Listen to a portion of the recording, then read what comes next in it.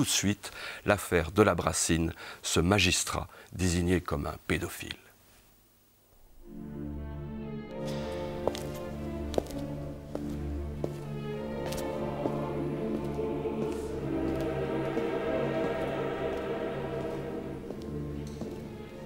Je m'appelle Marc de la Brassine. J'appartiens donc à la famille de la Brassine qui n'a jamais quitté la principauté de Liège et qui est issue de l'ancienne chevalerie esbignonne et qui, depuis le Moyen-Âge et pendant tout l'Ancien Régime, a occupé des fonctions patriciennes. Mon père était Xavier de la Brassine. Xavier de la Brassine a fondé donc le centre pénitentiaire agricole de Saint-Hubert, qui était un établissement pour délinquants destiné à les resocialiser. Et c'est là que je suis né, le 29 octobre 1953. J'ai fait mes études primaires à l'Institut Saint-Joseph, et puis j'ai fait mes humanités gréco-latines à l'Athénée royal de Saint-Hubert, d'où je suis sorti à 17 ans avec la médaille d'or parce que j'avais été premier de classe pendant toutes mes humanités. J'ai ensuite fait mes études de droit à l'Université catholique de Louvain. J'ai prêté le serment d'avocat à 22 ans. Et j'ai ensuite entamé la carrière dans la magistrature. J'ai été substitut de l'auditeur du travail près les tribunaux d'Arlon, Neuchâteau, Marche à 24 ans. J'ai ensuite été substitut du procureur du roi à Arlon, premier substitut du procureur du roi à 29 ans. Et j'ai revêtu ma toge rouge d'avocat général, enfin de substitut du procureur général plus exactement à Liège, à l'âge de 30 ans. Donc j'étais le plus jeune avocat général de Belgique. Voilà.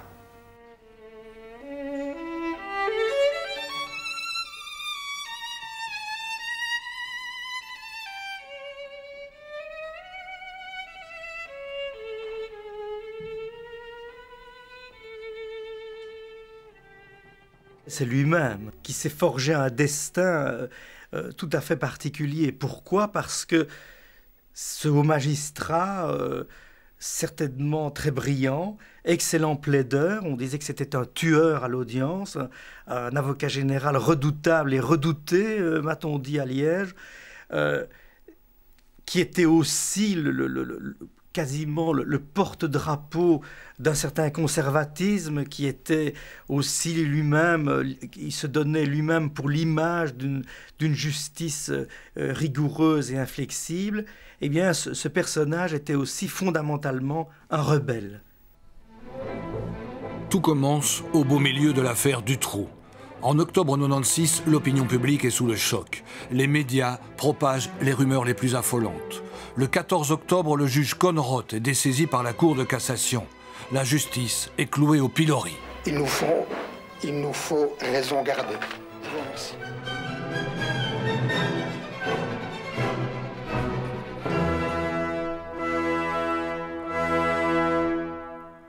Au lendemain de l'arrêt Spaghetti, l'avocat général Marc de la Brassine est chez lui, dans son château près de Liège. À 19 h, il regarde le journal télévisé.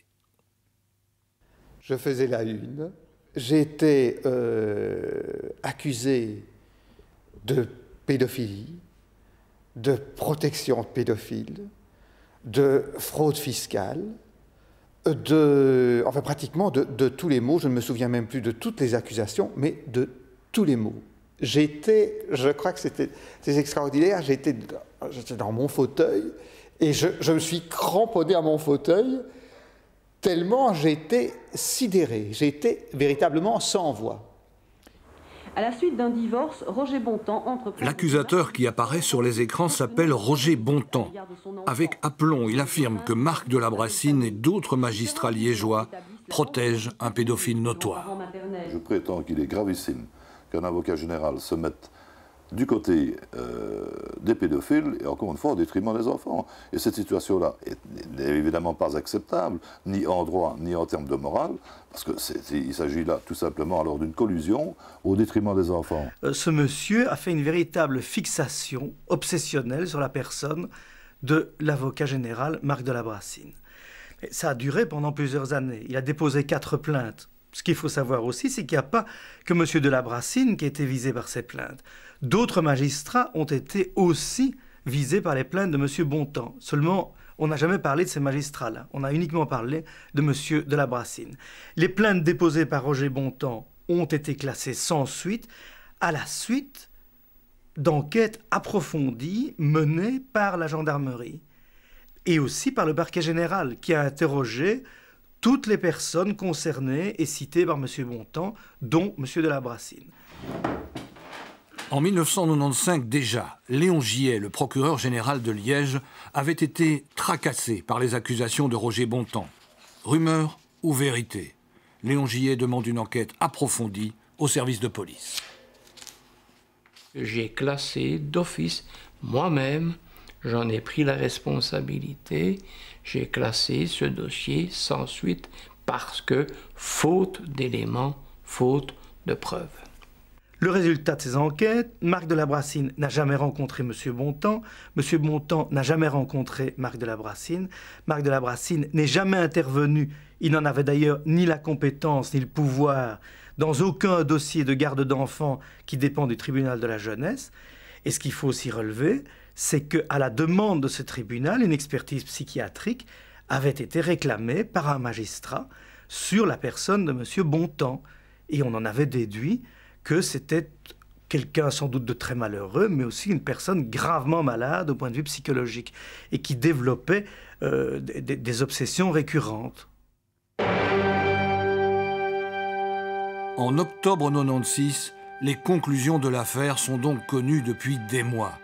Ça n'empêche pas une grande partie de la presse de relayer les accusations de Bontemps. Un comble lorsqu'on sait que 3 ans auparavant, chargé des mœurs au parquet général, Marc de la Brassine a requis devant la cour d'assises les peines les plus sévères contre le réseau pédophile auquel était mêlé le célèbre curé de Quincampoix.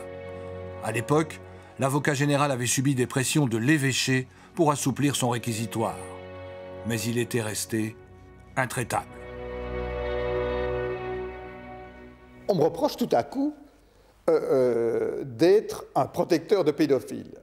Je crois d'ailleurs qu'il y a beaucoup de pédophiles qui doivent certainement rire dans leur barbe en apprenant que moi, qui étais leur véritable pourfendeur, eh bien, j'ai été accusé d'être leur protecteur. C'était ahurissant.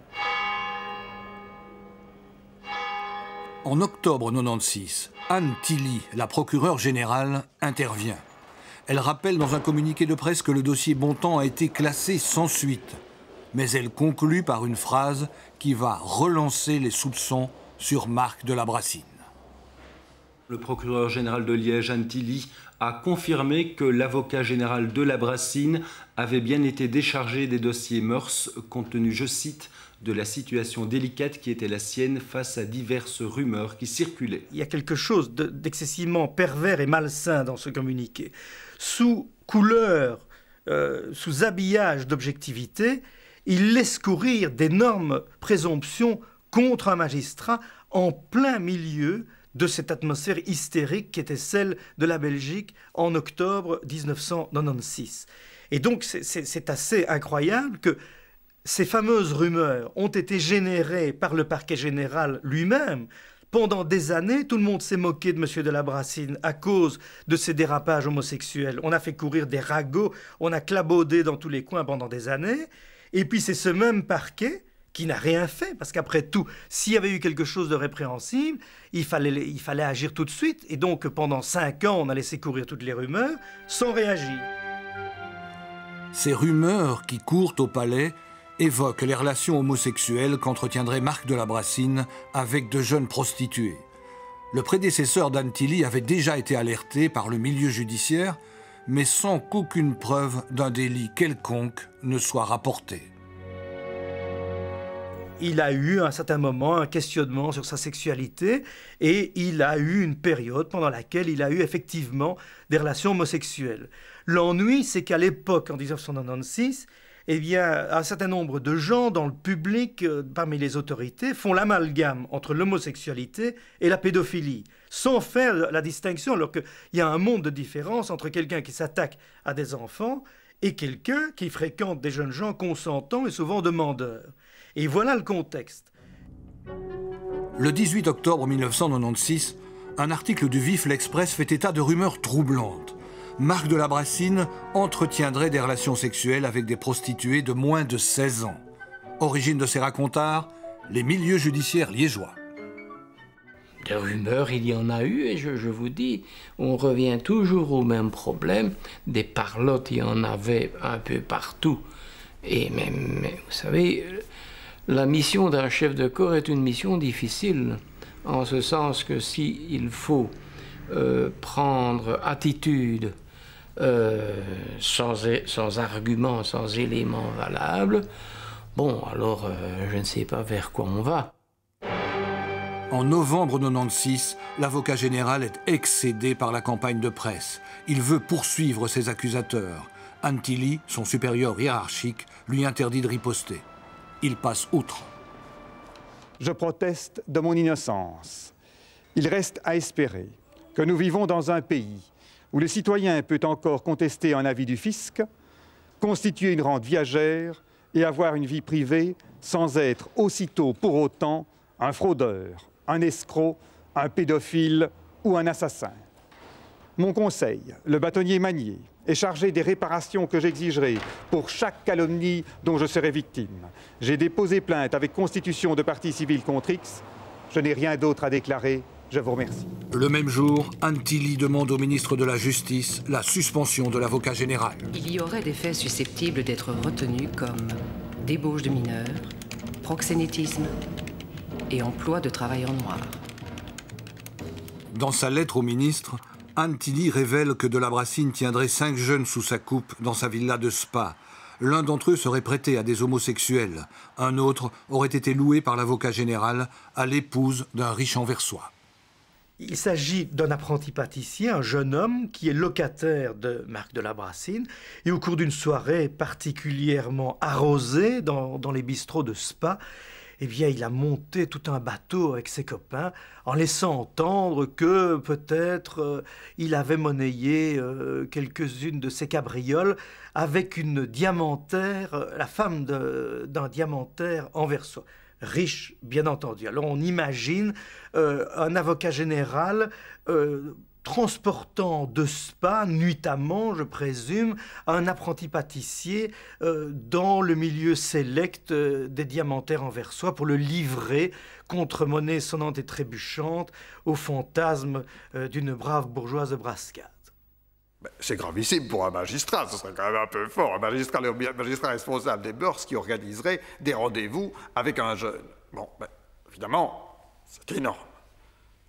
Mais on écrit ça et on n'a même pas interrogé ce jeune. C'est un simple bavardage de bistrot, c'est une déconnade de jeunes qui a été captée dans un café par d'autres jeunes qui, au moment, bien entendu, où, suite à certains appels à la délation est devenue, comme vous le savez, une vertu civique en Belgique, et ils se sont crus obligés d'aller raconter à la police qu'ils connaissaient des choses épouvantables sur M. de la Brassine. Imaginez la réaction du ministre de la Justice qui reçoit cela. Un magistrat qui est accusé de débauche de mineurs par son procureur général, et le procureur général a 2 témoins qui le confirment. Imaginez, c'est un magistrat indigne, on ne peut en aucun cas le maintenir en fonction. Or, c'est faux, et le procureur général le sait faux. Alors que le procureur général doit pouvoir être cru sur parole. Et là, il ment. Et il ment sciemment. Dans un but, il faut bien le dire, de nuire. Dans sa lettre, Antilly évoque aussi l'affaire Olivier C. Au début des années 90, Olivier est chanteur travesti dans les nightclubs de la place Fontenas à Bruxelles. Marc de la Brassine aurait eu des relations sexuelles avec ce jeune homme qui à l'époque était encore mineur. Pour appuyer cette accusation, Antilly fait état du témoignage de l'ex-épouse de l'avocat général lors de son divorce. Moi-même, j'ai eu l'occasion de pouvoir consulter les documents de ce divorce, et nulle part dans les procès-verbaux il n'est fait allusion à une relation quelconque que M. de la Brassine aurait eue avec des mineurs d'âge. Comment expliquer qu'Antilly fasse état de cela, alors? C'est totalement incompréhensible. Je ne sais pas sur quoi elle peut se baser pour affirmer une chose comme celle-là. En 1990, le couple de la Brassine vivait à Spa, dans la villa Le Prelieu. L'épouse découvre que son mari a une relation avec Olivier C. Elle s'en sert pour obtenir le divorce. Mais à aucun moment, Madame de la Brassine ne dira qu'Olivier C. était mineur. Bien au contraire. Il m'a avoué une relation homosexuelle suivie avec Olivier C., âgé de 18 ans. Présentant évidemment cette liaison, entre guillemets, que j'avais eue avec lui de cette manière-là, et surtout en pleine affaire du trou, c'était vraiment pour me massacrer. En 93, dans le cadre de la procédure en divorce, Olivier C. avait totalement disculpé Marc de la Brassine. Il y affirmait qu'il était majeur lors de sa première rencontre avec l'avocat général. Olivier confirmera son témoignage lorsqu'il sera à nouveau interrogé en 1997. Ce sont vraiment des bobards qui ont été lancés de manière tout à fait pernicieuse à une époque, il faut bien le dire, où notre pays était un peu déboussolé et où, dès que l'on lançait un bobard de ce type contre une personnalité qui représentait une simple autorité, eh bien, on était cru sur parole.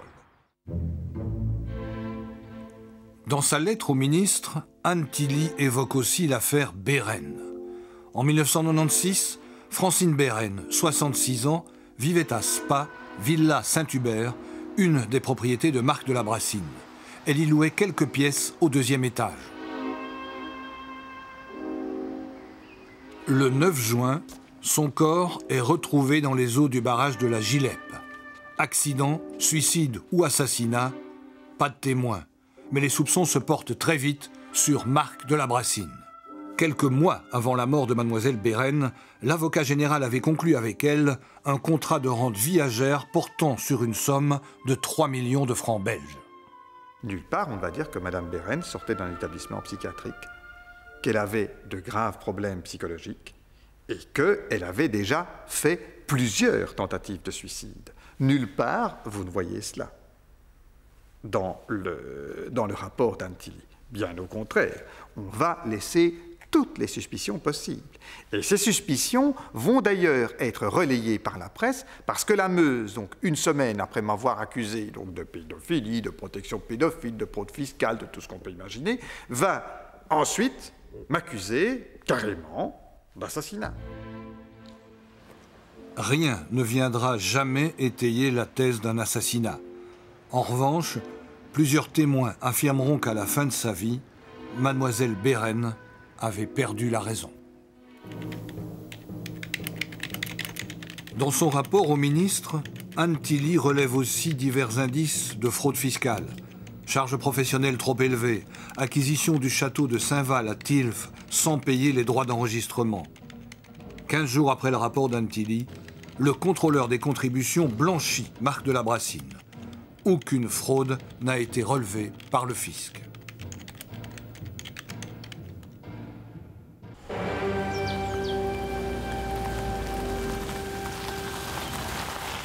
« 11 mars 1997, il est 6h30 du matin. Le château de Saint-Val, propriété de Marc de la Brassine, est cerné par la police. J'ai été réveillé par mes chiens qui aboyaient. Je suis sorti de ma chambre, j'étais en peignoir d'ailleurs, et j'ai vu quantité de personnes qui arrivaient.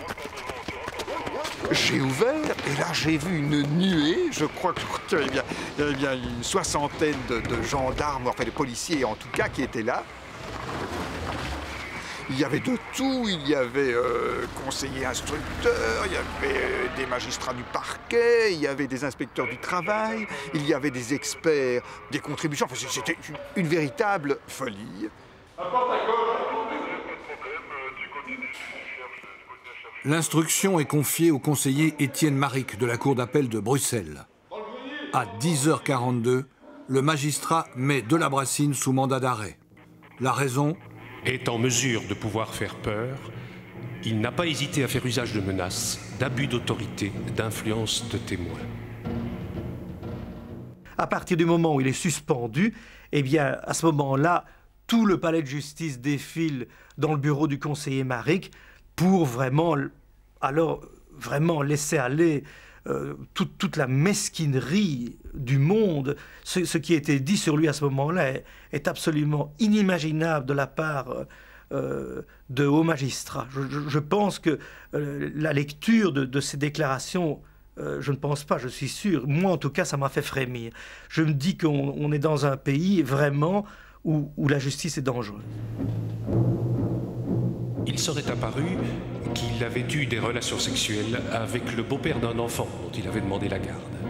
Il a fait pression sur le plombier en utilisant son titre d'avocat général. Monsieur de la Brassine aimait faire étalage de sa fortune. J'étais présente au moment où il a reçu une communication téléphonique annonçant le décès de Madame Béron. Il est devenu tout blanc. Il paraissait marqué, à tel point que cela m'a paru suspect. Une fois, il a traité un huissier de justice comme un valet. On a l'impression que c'est un peu au quai choral au parquet général de Liège. Il est clair que, pour des raisons que je ne m'explique toujours pas, M. de la Brassine a lui-même des hypothèses, mais ce ne sont jamais que des hypothèses.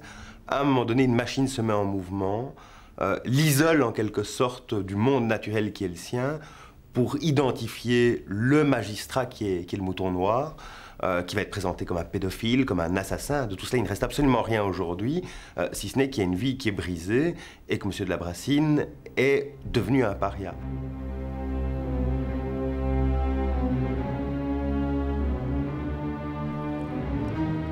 Le train de vie apparemment somptueux de l'avocat général a retenu l'attention des enquêteurs. Achat d'une Rolls et d'une Ferrari d'occasion, acquisition d'immeubles à appartements, rénovation de châteaux prestigieux.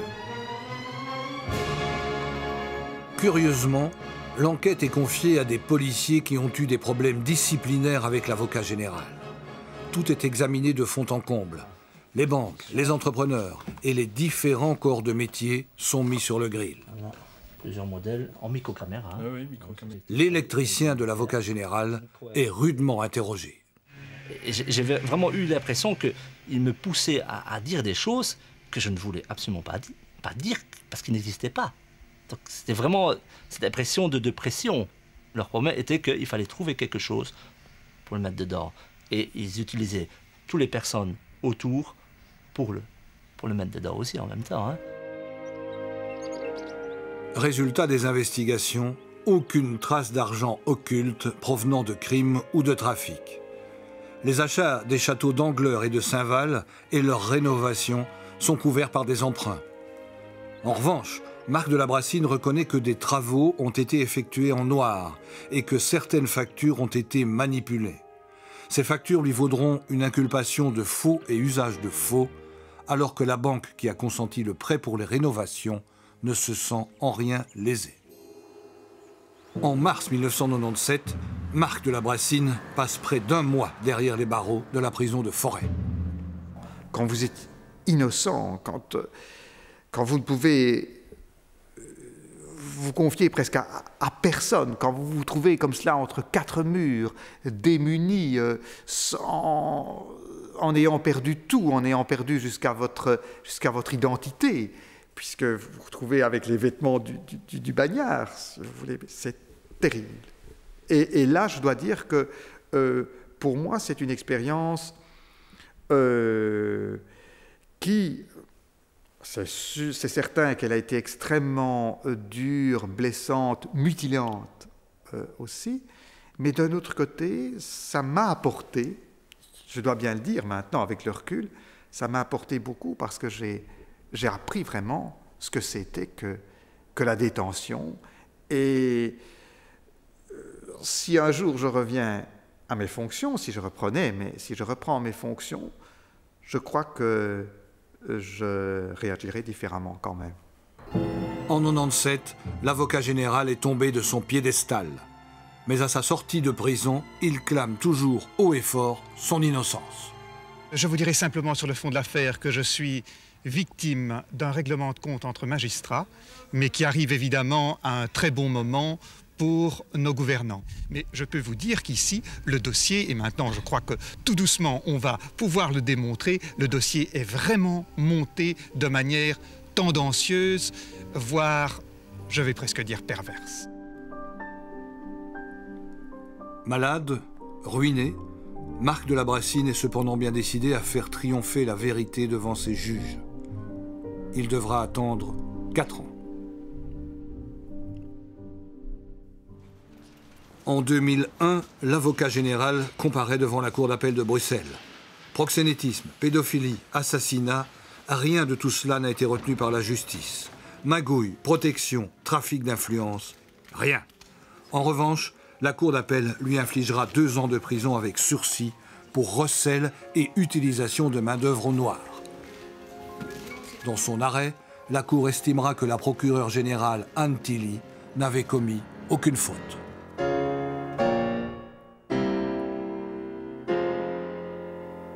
Aujourd'hui, Monsieur de la Brassine, vous ne tenez plus à évoquer cette affaire, et pourtant vous êtes ici ce soir. Pourquoi?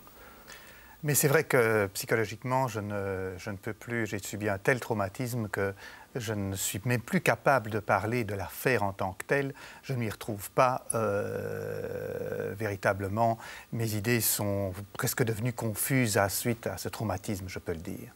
Mais parmi cette traversée du désert, cette descente aux enfers, eh bien, il y a quand même certaines personnes qui ont été remarquables.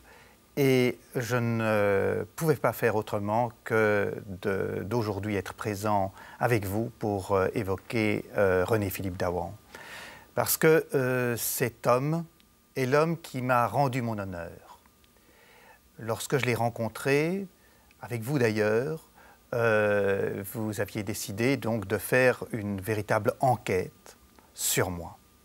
J'avais déjà tellement subi d'enquête que j'étais extrêmement circonspect et que j'avais d'ailleurs au départ refusé. Et puis, M. Daouan a commencé à étudier le dossier, les 10 000 pages de ce dossier. Il a interrogé des témoins. Il ne m'a même pas épargné, je dois dire, dans des questions extrêmement précises, extrêmement claires et nettes. Et il a osé, parce qu'il a pris véritablement connaissance de la vérité. Après l'avoir cherché, il en a été convaincu. Et à partir de ce moment-là, il a osé aller à contre-courant. Et il fallait être au moins courageux, si pas un héros, pour faire cela à ce moment-là, parce que tout le monde m'attaquait, toute la presse était contre moi. Et même si tout s'est avéré inexact, en tout cas pour les choses essentielles, eh bien, vraiment, de la part de M. Daouan, il fallait être un homme particulièrement courageux. Mais je ne vais pas seulement saluer son courage, je vais surtout saluer aussi son professionnalisme, parce que c'est un homme qui allait jusqu'au bout des choses. Il a étudié ce dossier de manière remarquable. Je crois que même les enquêteurs n'ont pas aussi bien étudié que lui. Et quand il a interrogé les témoins, parce qu'il ne me croyait jamais. Il fallait chaque fois qu'il y ait une confirmation, soit par un fait, soit par un témoignage.